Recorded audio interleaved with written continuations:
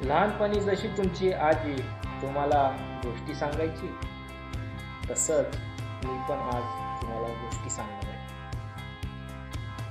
लहानपणीची गंमत वेगळी होती, पण आज मी तुम्हाला भावनिक आणि जीवनाचा सार देऊन जाणारी गोष्ट सांगणार. तर मित्रांनो, चला डायरेक्ट गोष्टीकडे जाऊया. गोष्टीमध्ये 3 पात्र आहेत. एक बारका मुलगा आहे की तो आता स्कूलला जातो. त्याचं शेतकरी कुटुंब असल्यामुळे शेतात राबणारे आई बाबा आहेत. घरामध्ये प्रामुख्याने आई आणि बाबा आहेत आणि आपला कथेतील नायक हिरो रोहन आहे. तर मित्रांनो, गोष्ट अशी आहे, अतिशय दारिद्र्य असलेलं हे शेतकरी कुटुंब, त्यात उपासमार, आर्थिक तंगी आणि शेतकऱ्याच्या आयुष्याची पूर्ण व्याख्या या कथेत मांडलेली आहे. यास ती कथा सुरू करतो. बघा मित्रांनो, जसं एक लहान बारका मुलगा असतो, तसाच हा रोहन होता, कथेतील नायक, हिरो. मी हिरो कशासाठी बोलतोय ते तुम्हाला मी नंतर सांगेन, पण गोष्ट सुरू होते. एक आपला नायक आहे रोहन नावाचा. तो त्या घरामध्ये अभ्यास करत असतो आणि अभ्यास करत असताना त्याचे वडील येतात. त्याला विचारतात, काय करतोय? तो चित्र रंगवत असतो मित्रांनो. बारका मुलगा असतो आणि तो ड्रायव्हिंग बुकवर चित्र काढत असतो आणि ते चित्र काढून झाल्यानंतर ते रंगवत असतो. तर होतं असं, त्याचे बाबा आल्यानंतर त्याला बोलतात, काय करतोस? तो बोलतो, मी चित्र काढतो. त्याचे बाबा बोलतात, हे सर्व सोड, अभ्यास कर. पण मित्रांनो, जसं तुम्ही तुमच्या आईवडिलांचं ऐकत नाही, तसं तो पण ऐकत नाही. आणि त्याला, मित्रांनो, तुम्ही एक गोष्ट ऑब्झर्व केली असेल की त्याला त्या गोष्टीचा ध्यास होता, चित्र काढण्याचा.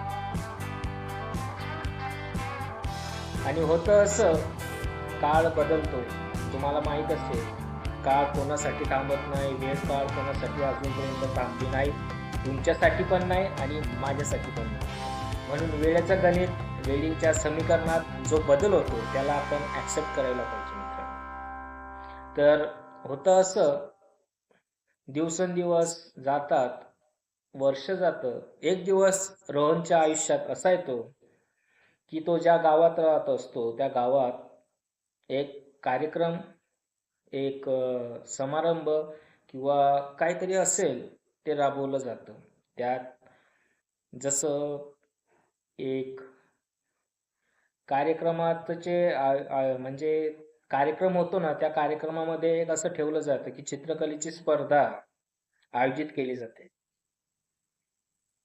रोहनचे बाबा जात असतात, तर रोहनच्या बाबांना त्यांचा मित्र भेटतात आणि बोलतात, काय रे, तुझा मुलगा चित्रकलेमध्ये छान आहे आणि म्हणजे सर्व गुण संपन्न आहे, तर त्याचं नाव दे आणि त्याला परीक्षेसाठी बसव. पण शेतकऱ्याची कुटुंबाची अवस्था आपल्याला माहित आहे. परिस्थिती, आर्थिक तंगी आणि उपासमार, त्यामुळे जर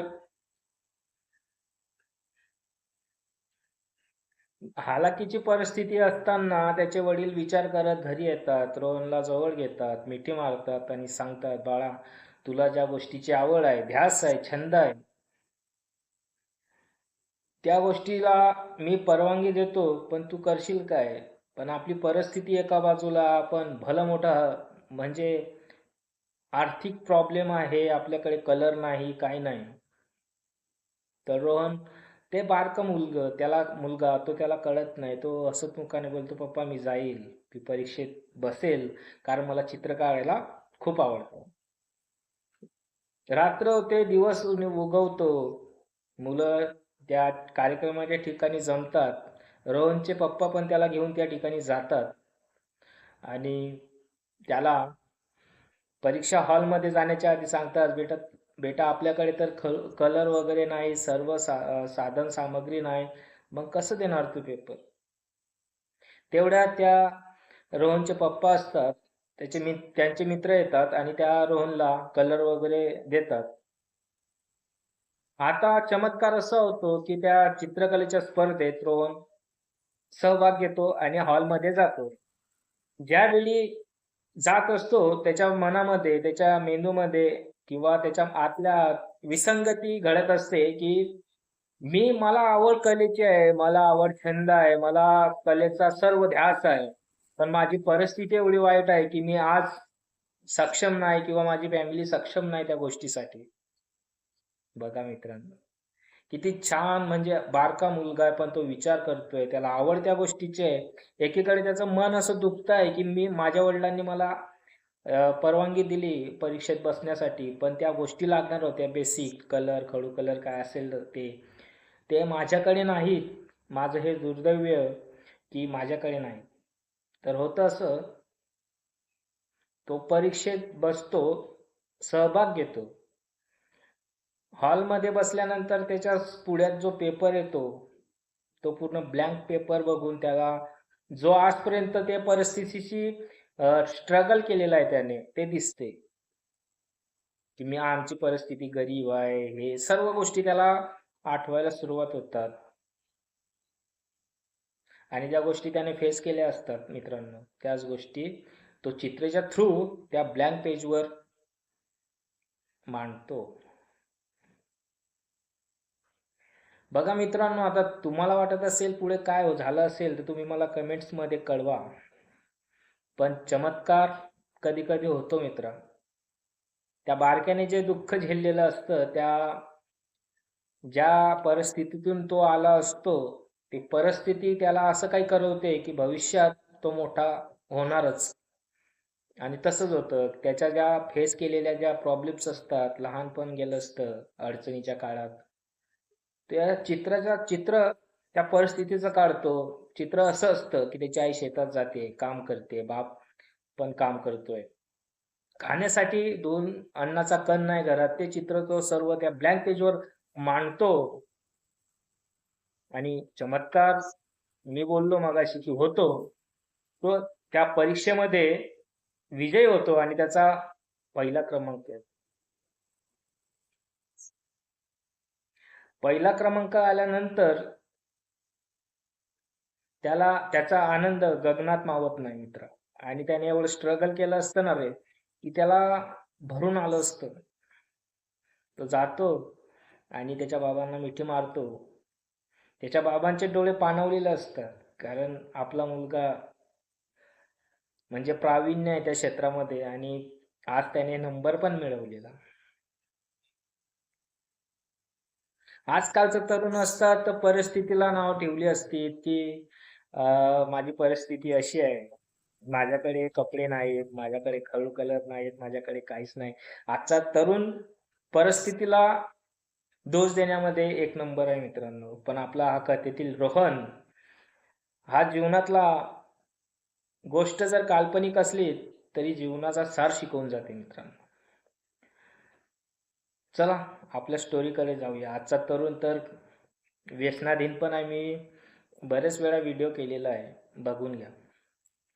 आता झालं असं मित्र, तो स्पर्धेत एक नंबर आला, विजय झाला. अजून काळ बदलला. त्याने जे चित्र म्हणजे त्याच्या जिवंत भावना त्या चित्रामध्ये काढले होते, ते एका शहरातल्या मोठ्या संस्थेने विकत घेतल्या. आणि असं होतं मित्रांनो, एखादी कला हस्तगत करायला पाहिजे, अंगीकारली पाहिजे, स्वीकारली पाहिजे. त्यामुळे आपण त्या कलेचे अधीन होतो आणि ती आपलं पोट भरण्याचं साधन पण बनते. त्याचप्रमाणे रोहन पण एका कलेचा अधीन होता. त्याला ध्यास होता चित्र काढण्याचा. आणि आता बघा, त्याच्याच ते शहरांमध्ये मोठ्या संस्थेने ते चित्र काढलेलं होतं. त्या चित्राची प्रतिभा आणि रोहनचं महत्त्व जाणून त्या सर्व म्हणजे ते चित्र काढलेली होती, ते सर्व घेतले विकत.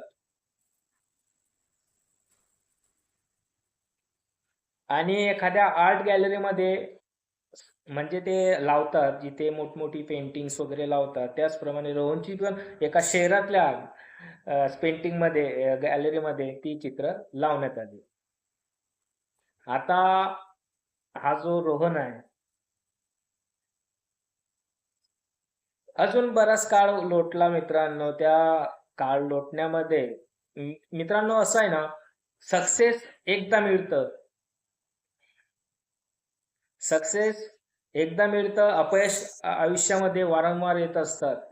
म्हणून खचून जायचं नाही. त्याचप्रमाणे काळ लोटला, तो चित्र काढत राहिला, त्याला अपयश आले. ठीक आहे. त्याची पेंटिंग आता लाखोमध्ये, हजारोमध्ये विकू लागली. आता त्याची पेंटिंग विकू लागली म्हणून त्याला प्रसिद्धी मिळाली. त्याचं नाव लौकिक झालं. बरोबर ना? आता तो मोठा व्यक्ती झाला. मग गाववाल्यांनी त्याचा सन्मान करण्यासाठी एक भव्य असा कार्यक्रम आयोजित केला. काय झाले असेल मित्रांनो? ज्या गावामध्ये त्याने परिस्थिती फेस केली, गरीब घरात जन्म झाला, उपासमार, आर्थिक तंगी, त्यामुळे त्याला छंद चित्रकलेचा, स्पर्धा म्हणजे परीक्षेला जाताना त्याच्या जवळ कलर नाही, कपडे नाहीत, काहीच नाही. तो गेला, परीक्षेमध्ये 1 नंबर आला, प्रसिद्धी मिळवली. त्याचे पेंटिंग्स लाखोमध्ये विकले गेले, हजारोमध्ये किंवा लाखोमध्ये विकले गेले. नावलौकिक झालं, त्या गावात आला. त्या गावच्या गावकऱ्यांनी एक सत्कार समारंभ, आपल्या गावचा मुलगा मोठा झाला म्हणून सत्कार समारंभ ठेवला, आयोजित केला. तर काय झालं असेल? जेव्हा त्याला सत्कार समारंभासाठी बोलवण्यात आलं, तेव्हा त्याच्या आईच्या आणि वडिलांच्या डोळ्यात पाणी होतं मित्रांनो. का? कारण आपल्या मुलाने काय फेस केलं हे त्यांनाच माहित होतं. कसे दिवस काढले, उपाशी राहिला, तापाशी राहिला आणि आज त्याच गावात त्याचा सत्कार होत आहे. ही खूप मोठी गोष्ट आहे मित्रांनो. आपल्या आई-वडिलांसाठी, आपल्यासाठी खूप मोठी गोष्ट आहे. त्याला रोहनला त्या मंचावर बोलावण्यात आलं. तेव्हा या कथेतील हिरा जे बोलला ना, ह्या कथेतील हिराच म्हणावं लागेल. हिरा पण आहे आणि हिरो पण आहे तो. कारण तो जे बोलला ना, ते खूप महत्वाचं बोलला. तो बोलला, माझं जे जीवन बदललंय ते फक्त एका ध्यासामुळे बदललंय, कारण त्याला चित्रकलेचा ध्यास होता मित्रांनो.